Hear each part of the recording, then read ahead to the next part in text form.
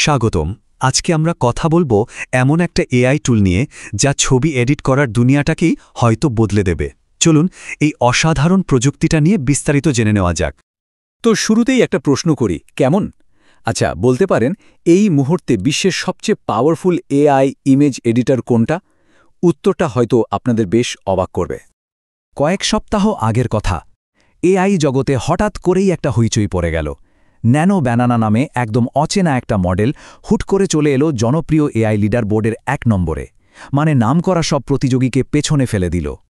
তো বুঝতেই পারছেন, এই ঘটনাটা একটা বড় রহস্য তৈরি করল। সবাই জানতে চাইছিল এই ন্যানো ব্যানানাটা আসলে কি, এলো কোথা থেকে। চলুন এই রহস্যটা একটু ভেদ করা যাক।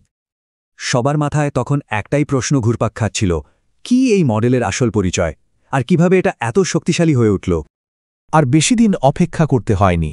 গুগল নিজেই সামনে এসে এই রহস্যের পর্দা ফাঁস করল আর জানালো ন্যানো ব্যানানা আসলে কি। ন্যানো ব্যানানা আসলে আর কিছুই না, এটা গুগলের জেমিনি 2.5 ফ্ল্যাশ ইমেজ মডেলের একটা কোড নেম।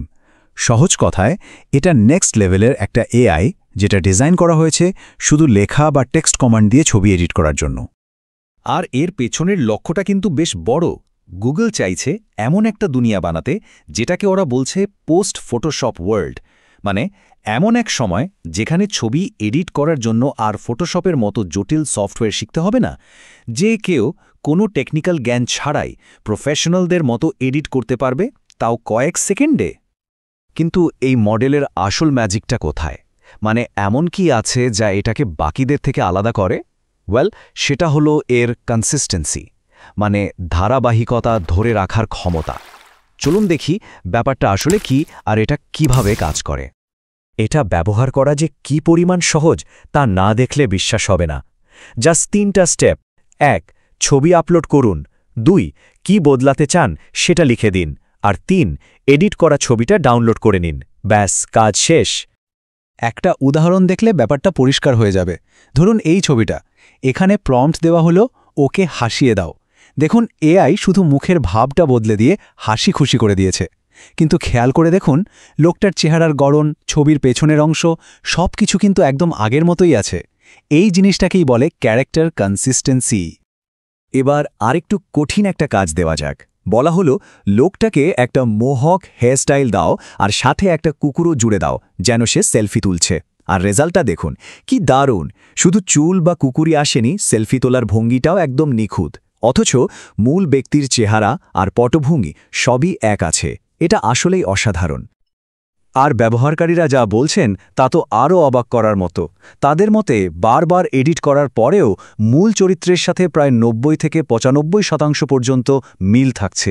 এতটা ধারাবাহিকতা এর আগে কোনো মডেলেই দেখা যায়নি। এই যে অসাধারণ কনসিস্টেন্সি, এটা কিন্তু শুধু মজার মজার এডিট করার জন্য না, বাস্তব জীবনে বিশেষ করে প্রফেশনাল কাজে এর বিশাল সম্ভাবনা লুকিয়ে আছে। এটা কোথায় কোথায় ব্যবহার করা যেতে পারে? যেমন ধরুন প্রোডাক্ট ফটোগ্রাফিতে, মানে পণ্যের বিজ্ঞাপনের ছবি বানাতে, কিংবা ঘরের ইন্টেরিয়ার ডিজাইন এক মুহূর্তে বদলে ফেলতে, সিনেমার গল্প বলার জন্য ভিজুয়াল তৈরি করতে, বা যে কোনো ছবির আর্ট স্টাইল পাল্টে দিতেও এটা দারুণ কাজের। এখানে দুটো চমৎকার উদাহরণ দেখুন। প্রথমটাতে একটা সানগ্লাসের ছবি দিয়ে বিজ্ঞাপনের পোস্টার বানাতে বলা হয়েছিল। আর দেখুন এআই মডেলটা লোগো, ট্যাগলাইন সহ একটা কমপ্লিট পোস্টার বানিয়ে দিয়েছে। আবার একটা সাধারণ অ্যাপার্টমেন্টকে ফিউচারিস্টিক গেমার স্টাইলে সাজাতে বলায় ঘরের মূল কাঠামো ঠিক রেখে পুরো লোকটাই বদলে দিয়েছে। বাবা যায়! এতক্ষণ তো আমরা এর ক্ষমতার কথা শুনলাম, কিন্তু কোনো কিছুই তো আর নিখুঁত হয় না, তাই না? এই টুলেরও কিছু সীমাবদ্ধতা আছে যেগুলো আমাদের জেনে রাখা দরকার। চলুন এবার সেই দিকটা একটু দেখি। যেমন এর ওয়েবসাইটে একজন ইউজার এআই আর্টিস্ট প্রো রিভিউতে লিখেছেন, এই এডিটর আমার কাজের ধরনই পুরোপুরি বদলে দিয়েছে। এর ক্যারেক্টার কনসিস্টেন্সিটা জাস্ট অবিশ্বাস্য। কিন্তু সবাই যে এতটা উচ্ছ্বসিত তা কিন্তু না। যেমন ধরুন ম্যাশেবলের মতো নামকরা টেক্সট সাইটের সাংবাদিক সেসিলি মোরান তার অভিজ্ঞতা থেকে লিখেছেন, আমি নতুন ন্যানো বানানা মডেলটা নিজে ট্রাই করেছি আর এটা ঠিকঠাকই কাজ করেছে। তার কথার সুরে কিন্তু একটা তবে বা কিন্তু আছে, তাই না? তো এর মূল সীমাবদ্ধতাগুলো কি কি?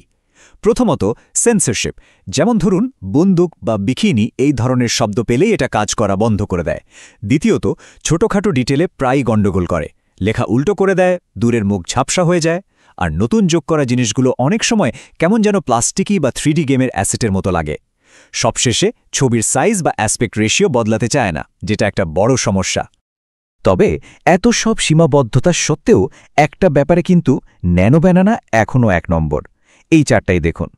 ক্যারেক্টার কনসিস্টেন্সির দিক থেকে এটা যেখানে 95% সফল, সেখানে অন্য বড় মডেলগুলো কিন্তু অনেকটাই পিছিয়ে আছে। তাহলে এই সব কিছুর পর আমরা কোথায় এসে দাঁড়ালাম? এই প্রযুক্তিটার ভবিষ্যৎ কি? এটা কি সত্যি ফটোশপের যুগকে বিদায় জানাবে? চলুন শেষ পর্যায়ে এসে এর বড় চিত্রটা নিয়ে একটু ভাবি। দেখুন, আসল ব্যাপারটা হলো এই প্রযুক্তিটা হাই লেভেল ক্রিয়েটিভ এডিটিংকে একেবারে সাধারণ মানুষের হাতের মুঠো এনে দিচ্ছে। এখন ছবি এডিট করার জন্য আর কোনো বিশেষ দক্ষতার দরকার হবে না। যে কেউ তার মনের ভেতরের কল্পনাকে ছবিতে ফুটিয়ে তুলতে পারবে। সবশেষে একটা প্রশ্ন রেখে যায়, যখন ছবি তৈরি করা বা এডিট করাটা নিমিষের ব্যাপার হয়ে দাঁড়াবে, তখন মানুষের সৃজনশীলতার ভবিষ্যৎ কি হবে? সৃজনশীলতার সংজ্ঞাটাই কি বদলে যাবে? ভাবার মতো একটা বিষয়, তাই না?